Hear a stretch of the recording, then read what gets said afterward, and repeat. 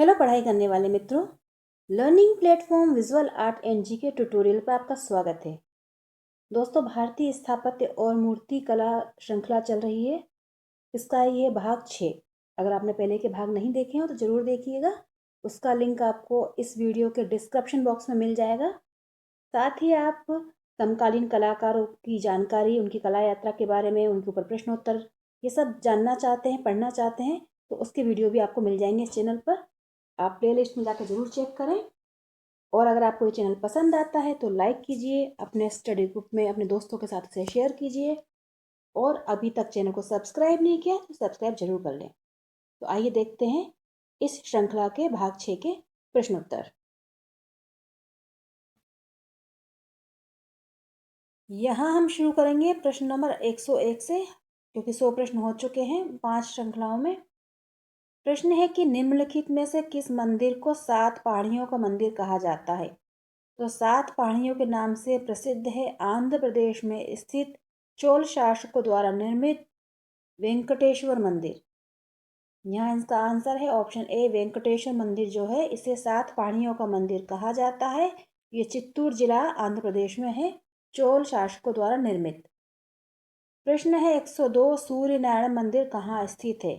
सूर्य नारायण मंदिर जो कि है 7वीं सदी का, याद रखिए 7वीं सदी का है, आंध्र प्रदेश में नेल्लोर में स्थित है सूर्य नारायण मंदिर। आंसर है ऑप्शन बी।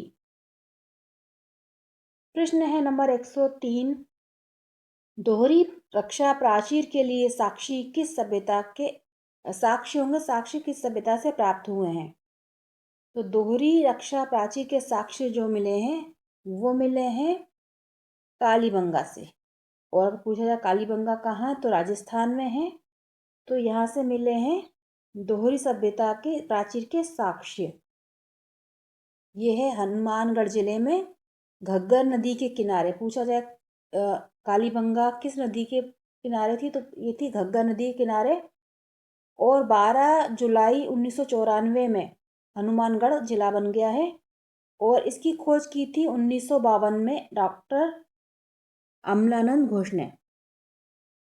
52 या 53 में की थी अमलानंद घोष जी ने इसकी खोज, 1952 या 53, क्योंकि कई बार कहीं 52 हो जाता है प्रिंट, कहीं 53 आता है, तो इसलिए हमें इस तरह से याद रखना चाहिए। इसकी खोज की थी अमलानंद घोष जी ने। और याद रखिए हनुमानगढ़ जिला बन गया है 1994 में, जो कि है राजस्थान में।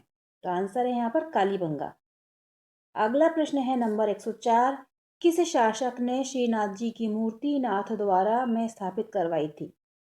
श्रीनाथ जी की मूर्ति नाथद्वारा में स्थापित करवाई थी।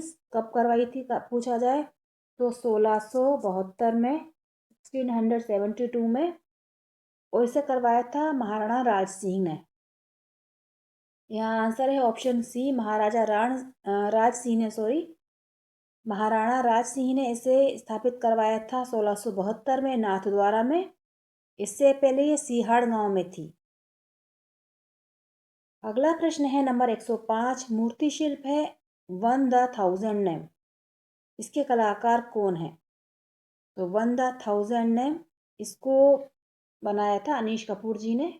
आंसर है ऑप्शन बी, भारतीय ब्रिटिश कलाकार हैं अनीश कपूर जी। और उनके ऊपर वीडियो बना चुकी हूँ मैं प्रश्नोत्तर का, उनका कला परिचय का, वो जरूर देखिए आप। पूरी विस्तृत जानकारी आपको मिल जाएगी। और ये बनाया था उन्होंने 1979-80 में। ये वाला मूर्ति शिल्प वन अ थाउजेंड नेम 1979-80 में बनाया था अनीश कपूर जी ने। इनका जन्म हुआ था 1954 मुंबई में।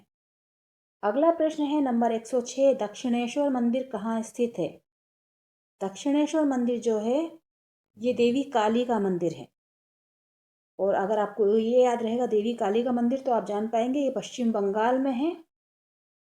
दक्षिणेश्वर मंदिर पश्चिम बंगाल में है और ये है देवी काली का मंदिर। और ये बना था 1855 में। इसका टाइम है 1855 में निर्मित हुआ था दक्षिणेश्वर मंदिर। प्रश्न है 107, सिंधु घाटी लिपि में कितने चिन्ह हैं? कई बार ये प्रश्न आ चुका है और बहुत महत्वपूर्ण प्रश्न भी है ये, क्योंकि सिंधु घाटी सभ्यता के बहुत क्वेश्चन बनते हैं। इसमें है 396 चिन्ह, चित्रलिपि है जो है कि जो उसमें जो यूज़ किए गए हैं चिन्ह जो कि चित्रों के रूप में उनकी भाषा के हैं वो 396 हैं, 396। क्वेश्चन है 108, मुक्तेश्वर मंदिर कहाँ स्थित है? मुक्तेश्वर मंदिर ये था 900 से 1100 ईस्वी के बीच बना। इसका निर्माण वर्ष जो है वो है 900 से 1100 ईस्वी के मध्य, और ये है उड़ीसा में। आंसर है यहाँ पर ऑप्शन डी उड़ीसा, और पूछा जाए जिला तो भुवनेश्वर में है मुक्तेश्वर मंदिर, और इसमें 2 अलंकृत स्तंभ के लिए ये प्रसिद्ध है। प्रश्न है 109, झूला झूलती राजकुमारी का चित्र अजंता की किस गुफा संख्या में है? झूला झूलती राजकुमारी ये है अजंता की गुफा संख्या 2 में। यहाँ आंसर है ऑप्शन ए, गुफा संख्या 2 में है। झूला झूलती राजकुमारी का चित्रण और इसे इंद्रवती की प्रेम कथा के नाम से भी जाना जाता है। याद रखिए, झूला झूलती राजकुमारी को इंद्रवती की प्रेम कथा भी कहा जाता है, इसका ये अन्य नाम है, और ये गुफा संख्या 2 अजंता में है। प्रश्न है 110, निम्नलिखित में से किस गुफा का निर्माण अमोघ वर्ष प्रथम ने करवाया था? अमोघ वर्ष प्रथम ने करवाया था, ये गुफा जो है ये है महाराष्ट्र में स्थित कन्हेरी गुफा। आंसर है यहाँ पर ऑप्शन डी कन्हेरी गुफा, जो कि महाराष्ट्र में है। और कन्हेरी गुफाएं जो है 100 से भी ज़्यादा इसमें गुफाएं हैं, और अमोघ वर्ष प्रथम ने इसको बनवाया था। और गुफा संख्या 14 जो है वो अवलोकितेश्वर की 11 मुखों वाली प्रतिमा के लिए प्रसिद्ध है। याद रखिए, इसकी जो कन्हेरी की गुफा संख्या 14 है वो अवलोकितेश्वर की 11 मुखों वाली प्रतिमा के लिए प्रसिद्ध है। यहाँ पर 100 से ज़्यादा गुफाएं हैं, और ये है महाराष्ट्र में। प्रश्न है 111, एलोरा गुफा संख्या 16 की ऊंचाई कितनी है? एलोरा की जो गुफा संख्या 16 है वो कैलाश मंदिर के नाम से प्रसिद्ध है, आप सब जानते होंगे। कई प्रश्न बनते हैं इसके ऊपर, लेकिन ये प्रश्न थोड़ा नया है कि इसकी ऊंचाई क्या है, इस तरह से भी पूछा जा सकता है। तो इसकी ऊंचाई जो है तकरीबन 12 मंजिल की है।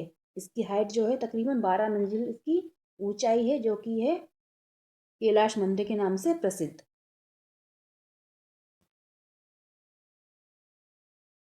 अगला प्रश्न है 112 नंबर का, काले गुफाओं में कितने विहार और चैत्य की संख्या है? मतलब विहार और कितने चैत्य हैं?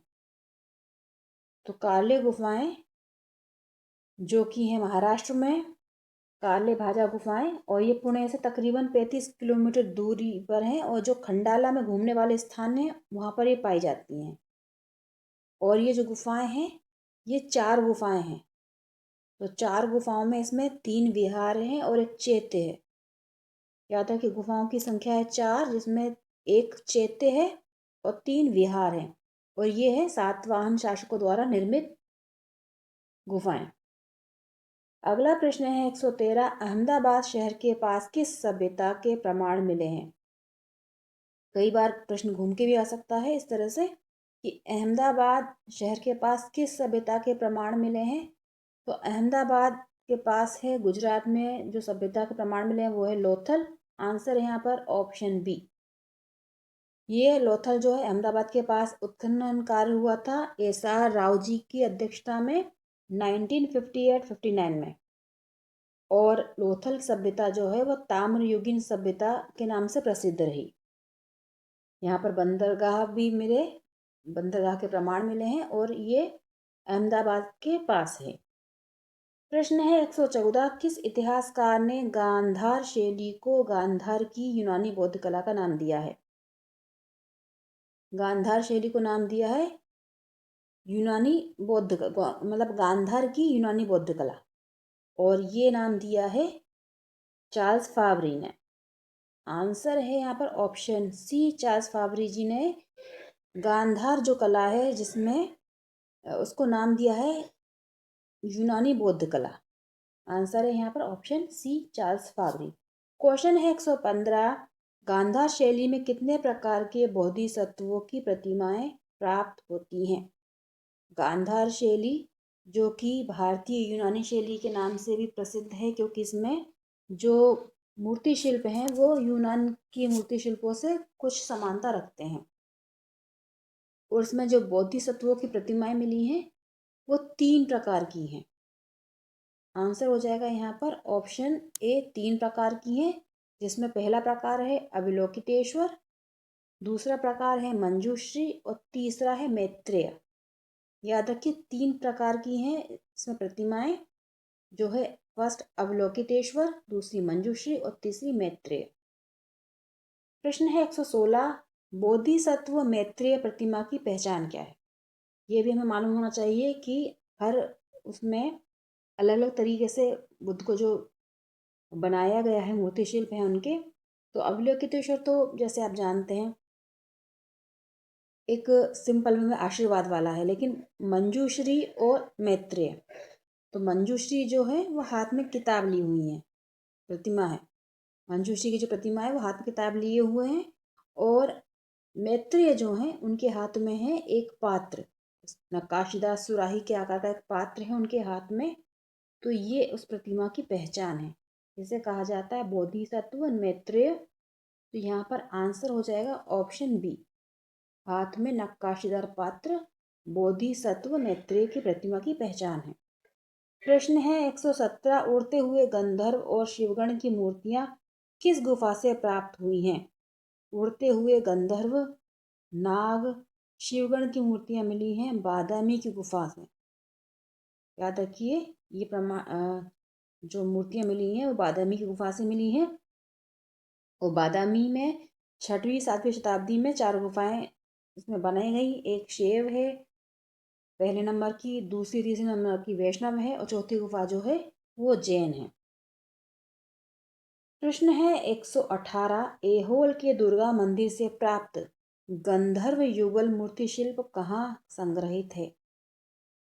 ऐहोल से प्राप्त हुआ था जो मूर्ति शिल्प गंधर्व युगल का, वो इस समय है राष्ट्रीय संग्रहालय नई दिल्ली में।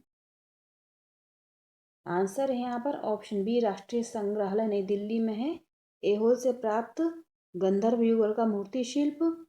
और ये जो है वो यहाँ पर जो चालुक्य कालीन है, ये दुर्गा मंदिर से प्राप्त हुआ था ये ऐहोल के, और ये जो है चालुक्य कालीन है, इसका टाइम पीरियड चालुक्य शासन के समय का है। प्रश्न है 119, ट्राबियट शैली का संबंध है। ट्राबियट शैली जो है इसमें भवनों की छत को तिरछी धरनों यानी कि बीम्स द्वारा भरा जाता था, और ये भारतीय शैली थी, वास्तुकला की शैली थी ये भारतीय शैली, जिसमें कि तिरछी धरनों को यानी कि बीम द्वारा छतों को भरा जाता था। ये वास्तुकला की शैली है ट्राबियट शैली। प्रश्न है 120, सुल्तान घड़ी का निर्माण वर्ष क्या है? सुल्तान घड़ी जो कि दिल्ली में है, और इसको बनवाया था नसरुद्दीन मोहम्मद द्वारा, का मकबरा है ये। सुल्तान घड़ी जो है नसरुद्दीन मोहम्मद का मकबरा है, और इसे बनवाया गया था 1231 में।